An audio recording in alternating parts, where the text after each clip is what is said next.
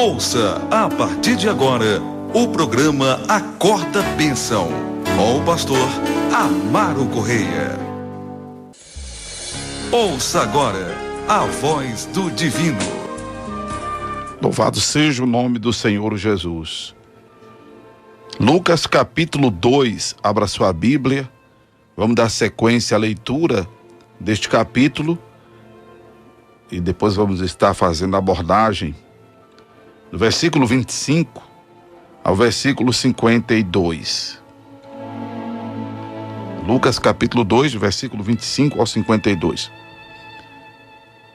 Havia em Jerusalém um homem cujo nome era Simeão, e este homem era justo e temente a Deus, esperando a consolação de Israel, e o Espírito Santo estava sobre ele. E fora-lhe revelado pelo Espírito Santo que ele não morreria antes de ter visto o Cristo do Senhor. E pelo Espírito foi ao templo, e quando os pais trouxeram o menino Jesus para com ele procederem segundo o uso da lei, ele então o tomou em seus braços e louvou a Deus e disse: Agora, Senhor, podes despedir em paz o teu servo segundo a tua palavra, pois já os meus olhos viram a tua salvação, a qual tu preparaste perante a face de todos os povos, luz para alumiar as nações e para a glória do teu povo Israel. José e Maria se maravilharam das coisas que dele se dizia. E Simeão os abençoou e disse a Maria, sua mãe: Eis que este é posto para a queda e elevação de muitos em Israel, e para sinal que é contraditado. E uma espada traspassará também a tua própria alma, para que se manifestem os pensamentos de muitos corações. E estava ali a profetisa Ana, filha de Fenuel, da tribo de Aser. Esta era já avançada em idade e tinha vivido com o marido 7 anos desde a sua virgindade. E era viúva de quase 84 anos e não se afastava do templo, servindo a Deus em jejum e orações de noite e de dia. E sobrevindo na mesma hora, ela dava graças a Deus e falava dele a todos os que esperavam a redenção em Jerusalém. E quando acabaram de se cumprir tudo, segundo a lei do Senhor, voltaram a Galileia para a sua cidade de Nazaré. E o menino crescia e se fortalecia em espírito, cheio de sabedoria, e a graça de Deus estava sobre ele. Ora, todos os anos iam seus pais a Jerusalém à festa da Páscoa. E tendo eles já 12 anos, subiram a Jerusalém, segundo o costume do dia da festa. E regressando eles, terminados aqueles dias, ficou o menino Jesus em Jerusalém, e não o souberam seus pais. Pensando, porém, eles que viria de companhia pelo caminho, andaram o caminho de um dia e procuraram-no entre os parentes e conhecidos. E como o não encontrassem, voltaram a Jerusalém em busca dele. E aconteceu que, passando 3 dias, o acharam no templo, assentado no meio dos doutores, ouvindo-os e interrogando-os. E todos os que o ouviam admiravam a sua inteligência e respostas. E quando o viram, maravilharam-se. E disse-lhe sua mãe: Filho, por que fizeste assim para conosco? Eis que teu pai e eu, ansiosos, te procurávamos. E ele lhes disse: Por que é que me procuráveis?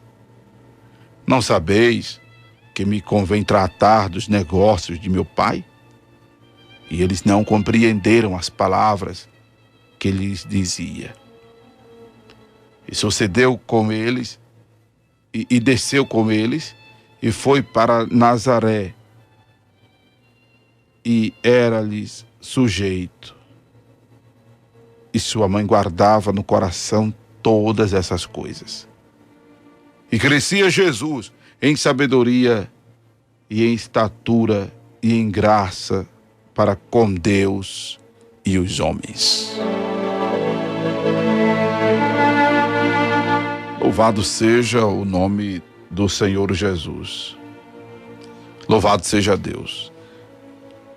Estamos de volta com as nossas atenções para Lucas capítulo 2. Lembrando que o Evangelho de Lucas foi o próprio Lucas, que inclusive era médico, escreveu ao seu filho na fé, Teófilo, para torná-lo cada vez mais instruído em tudo que ele já tinha conhecimento.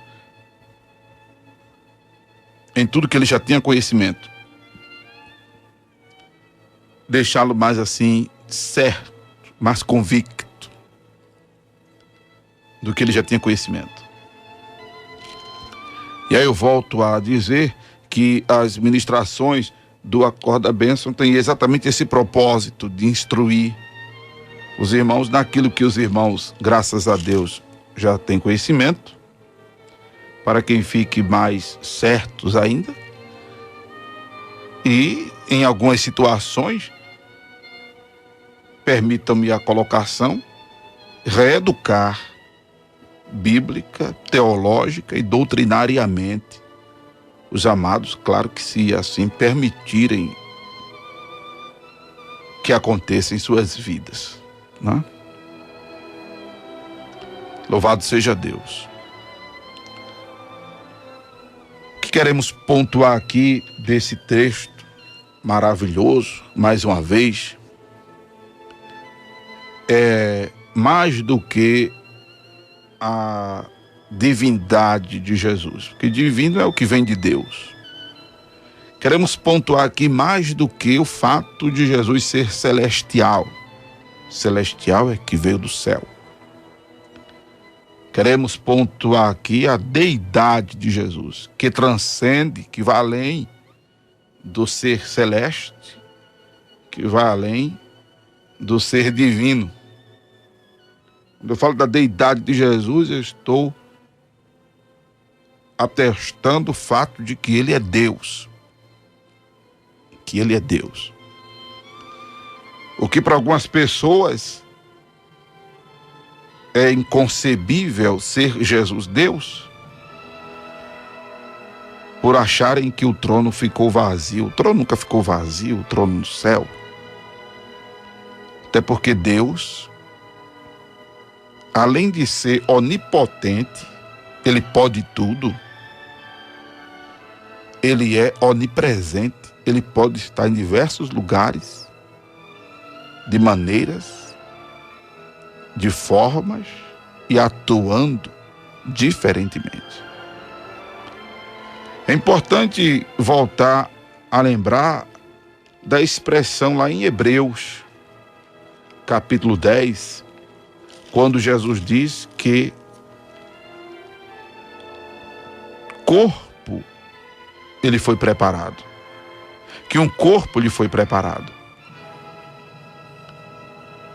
Hebreus capítulo 10, por exemplo, versículo 5.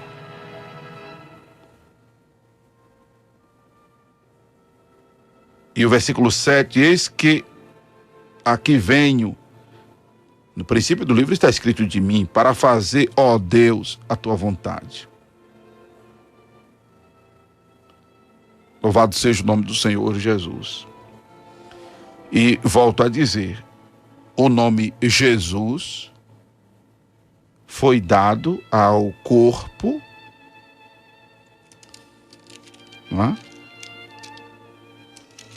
Que o Espírito Santo passou a habitar. Para que exatamente se entenda João capítulo 1, versículo 14, que diz que o Verbo se fez carne e habitou entre nós e vimos a sua glória como a glória do unigênito do Pai. Então, em resumo, Jesus é Deus em forma humana. Jesus não é uma segunda divindade. Jesus é Deus que se fez carne. É diferente de dizer que ele é uma segunda divindade. Não é? Louvado seja Deus. Quando o versículo 26 faz referência ao Cristo do Senhor,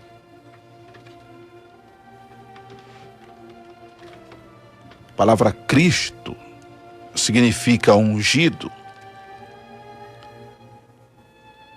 E há situações no grego que a palavra Cristo significa enviado. Enviado. E o aspecto tanto do Cristo como o enviado, o Messias, ungido, retrata exatamente o lado sofredor dessa humanização de Deus. O lado sofredor desta humanização de Deus. Então, deixa eu falar de algo simples aqui, quando as pessoas, por exemplo, estão sendo massacradas, né? Aí tem gente que diz assim, eu sou o Cristo, é? Né? Intuitivamente, de repente as pessoas fazem uma interpretação na prática do Cristo, né? Do Cristo, desse adjetivo hebraico que significa ungido, o Messias. Louvado seja Deus. Porque Jesus, o Cristo, sofreria. Então, Cristo aplicado a Jesus fala tanto do seu messiado, como da unção e o lado sofredor de Deus. O lado sofrível de Deus. Você que já acompanhou comigo o livro de Marcos e o livro de Mateus, né? O livro de Marcos e o livro de Mateus, você lembra que Jesus mesmo fez referência diversas à sua morte. Fez referências diversas ao seu sofrimento. Em Mateus capítulo, por exemplo, 16, que é o mais célebre texto que Jesus pontua sua via cruz, quando ele diz que iria para Jerusalém, versículo 21, Mateus 16, 21, e padecer muito dos anciãos, e dos principais, dos sacerdotes e dos escribas, e ser morto, e ressuscitar, aleluia, ao terceiro dia. Louvado seja Deus. Jesus falava disso com tanta veemência que Pedro chegou ao ponto de repreendê-lo. Jesus falava com tanta ênfase disso que Pedro chegou a repreendê-lo. Louvado seja o nome de Jesus. E quando veremos mais na frente, Lucas capítulo 4, fora dado a Jesus o livro do profeta Isaías, por ocasião dele estar na sinagoga, ele abre o livro do profeta, em que acha escrito: o Espírito do Senhor é sobre mim, pois que me ungiu para evangelizar os pobres, enviou-me a curar os quebrantados do coração, a pregoar liberdade aos cativos, dar vista aos cegos, por liberdade os oprimidos, e anunciar o ano aceitável do Senhor. E quando ele entrega o livro lá, está todo mundo olhando para ele. Louvado seja o nome de Jesus. Não é nem nesta situação agora que ele é ungido, precisamente. Você que acompanhou, por exemplo, o livro de Marcos comigo, quando aconteceu de aquela mulher ter quebrado o vaso de alabastro, de nardo puro, e enxugado os pés de Jesus com os cabelos, que Jesus disse, veja aí Marcos capítulo 14, verso 8, ela antecipou-se a ungir o seu corpo para a sepultura. Louvado seja o nome de Jesus. O Cristo do Senhor, a quem se referiu Simeão, está falando exatamente do Messiado de Jesus, com esse propósito salvífico. E aquilo tinha sido revelado a ele, de maneiras que ele não morreria antes de ver o Cristo.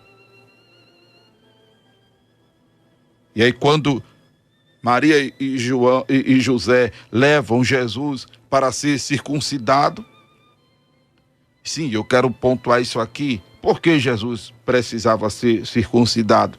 Para cumprir-se a lei, para que Jesus fizesse parte de todo o contexto da lei de Moisés, para que nele se cumprisse toda a palavra, para que ele cumprindo toda a palavra, nós fôssemos e sejamos justificados. Porque aí Jesus, no madeiro, representa a mim e a você. É por isso que a morte de Jesus é a morte vicária. Por que vicária? Porque é a morte substituta. Ele morre no meu e no teu lugar.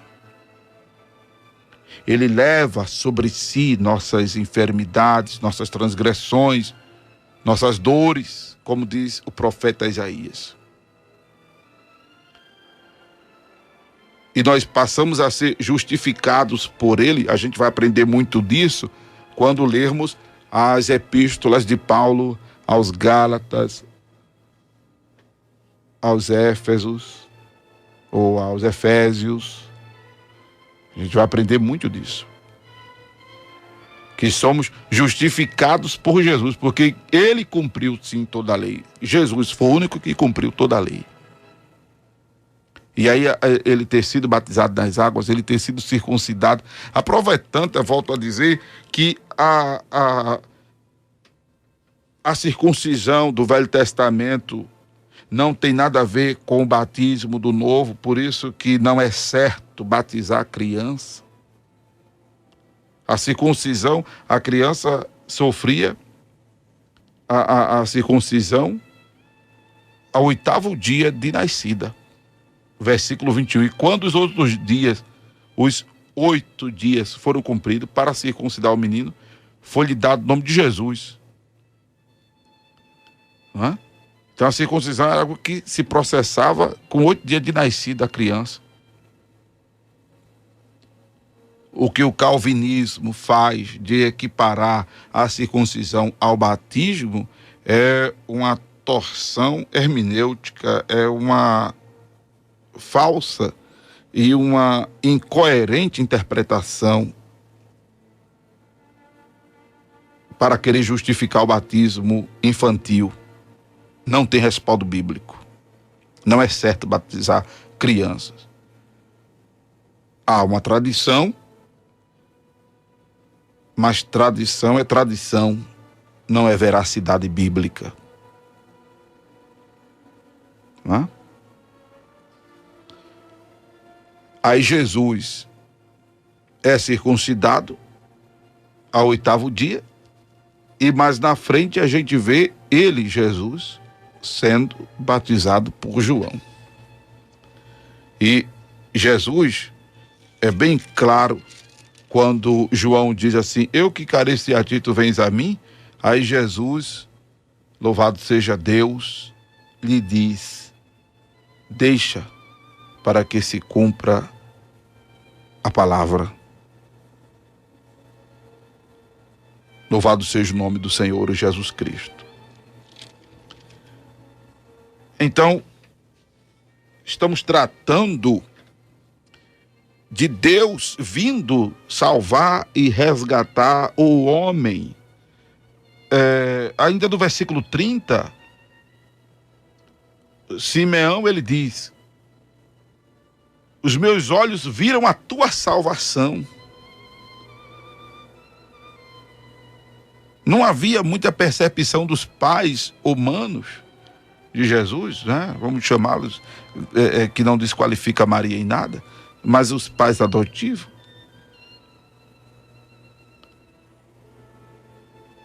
Não havia muita percepção disso. A gente já pontuou alguns versículos que falam disso, mas temos aqui, por exemplo, o versículo de número 50, que eles não compreenderam as palavras que Jesus lhes disse quando questionaram: por que, menino, por que tu fizesse isso e tal? Aí Jesus responde: não sabeis que me convém tratar dos negócios de meu pai? E o assunto que se tratava, louvado seja Deus, entre os doutores no templo, não era assunto maneiro, não, irmão. Era coisa pesada. Não era coisa maneira, não, era coisa pesada. Louvado seja o nome de Jesus. Que aí o próprio texto diz que ele, aleluia, no templo, né, interrogava os homens, ouvindo-os e interrogando-os. Ele ouvia, os homens interrogavam, e todos os que o ouviam admiravam a sua inteligência e respostas, porque Jesus também era perguntado. Então o negócio era pesado. Eram coisas profundas do reino. Eram coisas profundas da parte de Deus. Mas eles desconheciam ali o Messias. Mas na frente, este menino se constitui uma ameaça, desperta inveja, desperta ciúme, se constitui uma ameaça, na verdade. E aí, como já vimos em Mateus e Marcos, intentam prendê-lo e matá-lo. Mas para terminar, voltando aqui, falar da messianidade de Jesus, glória a Deus. Quem agora fala dessa sua messianidade é Ana, viúva de 84 anos, que não se afastava do templo, mas servia a Deus ali, em jejum e oração, de noite, de dia. Deu graças a Deus. porque vê Jesus e diz que todos esperavam a redenção em Jerusalém. E essa redenção agora era uma realidade. E esta redenção agora era uma realidade. Louvado seja Deus. Bendito é o nome de Jesus. Ela estava vendo agora o Redentor, o Salvador, o perdoador de pecados. Sim, ser redentor é algo que a gente vai aprender com mais em outra oportunidade, por causa da exiguidade do tempo. Mas a expressão de redenção é muito profunda, porque fala de uma obra plena de Deus nesse processo salvífico, dessa reconciliação do mundo consigo mesmo, como está escrito em Romanos, que Deus estava em Cristo reconciliando o mundo consigo mesmo. Quero terminar dizendo que é por estas e outras razões que glorificamos a Jesus, que exaltamos a Jesus, que veneramos Jesus. Aleluia! É por esta razão que só Jesus deve estar no centro da minha e da tua atenção. É por esta razão que o autor aos Hebreus, ele diz que olhemos para Jesus, o autor e consumador da fé. Só Jesus salva, só Jesus cura, só Jesus liberta, só Jesus perdoa pecado, só Jesus tem poder em cima no céu e embaixo na terra. Você acabou de ouvir o programa Acorda Bênção, com o pastor Amaro Correia.